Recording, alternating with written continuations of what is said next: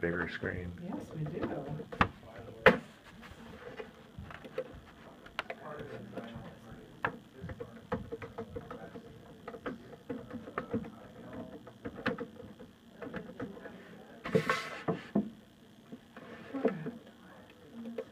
I switched over to Mac last year, and it was like going back to first grade again with computers. So. Do you have time to read there and everything?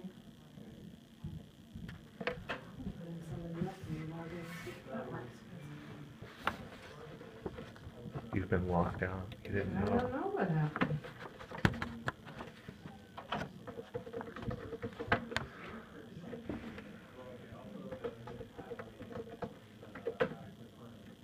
Whatever. It worked out.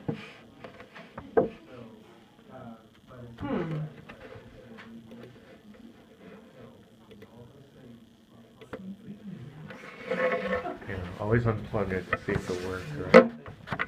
My husband's in tech, and so his first question is always, "Did you restart?" All right. All right. Well, the main issue is the walkway.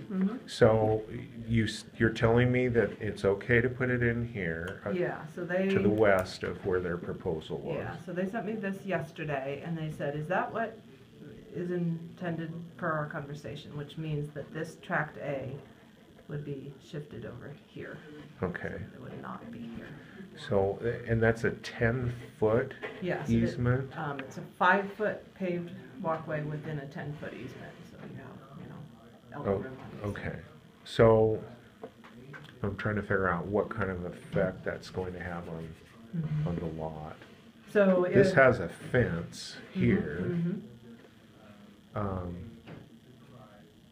So could we put up a wooden fence here, but it would be a 10-foot space between their property line?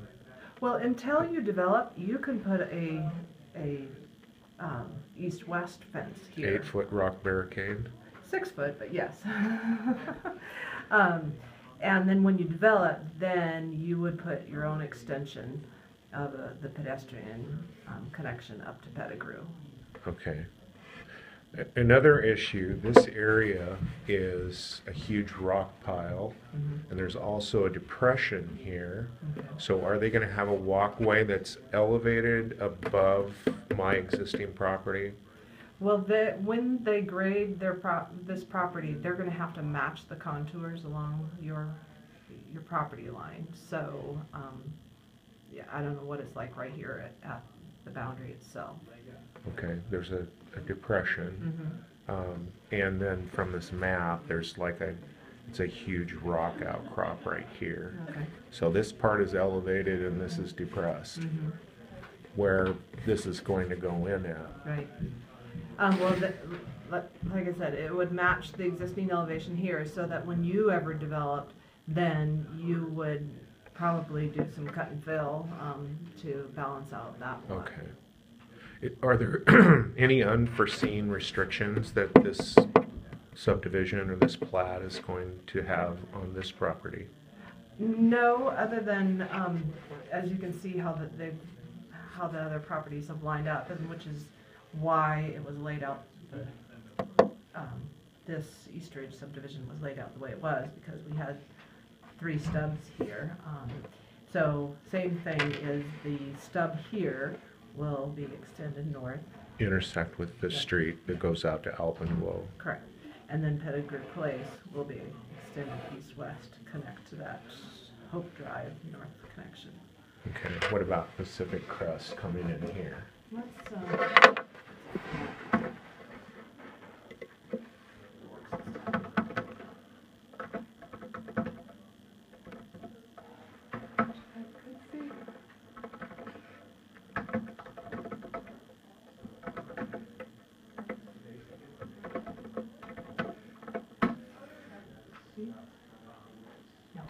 Okay.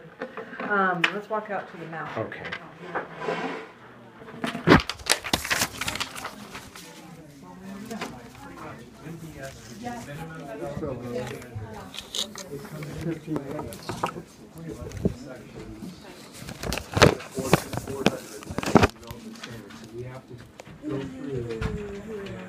Make findings. So that's Pettigrew Place, and then Hope would turn north here. So what's the other road? Pacific Crest. Oh, that north-south.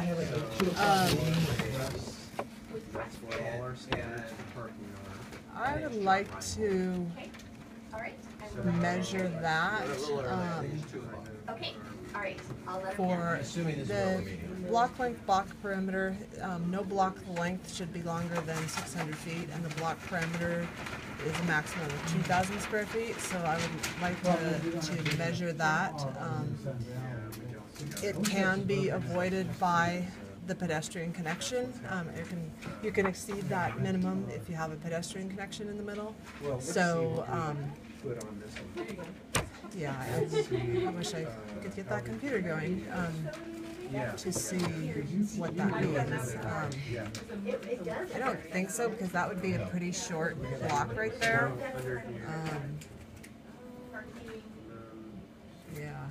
Well, this is where our current driveway is now. There's a curb cut there. So we used to have access from the church, and we've lived here since 1986. So this is all Brand new, yeah. So this, I couldn't understand this. I thought that it would have been a normal cul-de-sac like all the rest of this was. See, these are all dead-end cul-de-sacs. I'm not here to help. So it would make sense to have a line of homes here with another intersecting street here and then one here, and have a center block of homes and then homes through here. Well, I believe, isn't, again, Wells Acre, I think, says collector until 27th, and I think it's a local road. I think county starts here. County starts here. This is, Oh, okay. generally, the collector are arterially not supposed to back out onto the busier roads. But I think east of 27th, Wells Acre changes into a local road. So if that is true, it can be like these homes that they can front Wells Acres. Okay. So They all do. yeah. So it looks like you could have a row of lots facing Wells Acres, a row of lots facing Pettigrew, or what is that called again? Pinnacle.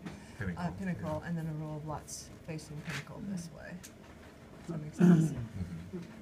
And then this will come through here, And so that'll- there'll be some and then here there'll and be here. some- Yeah. yeah. And there's also an alley access here.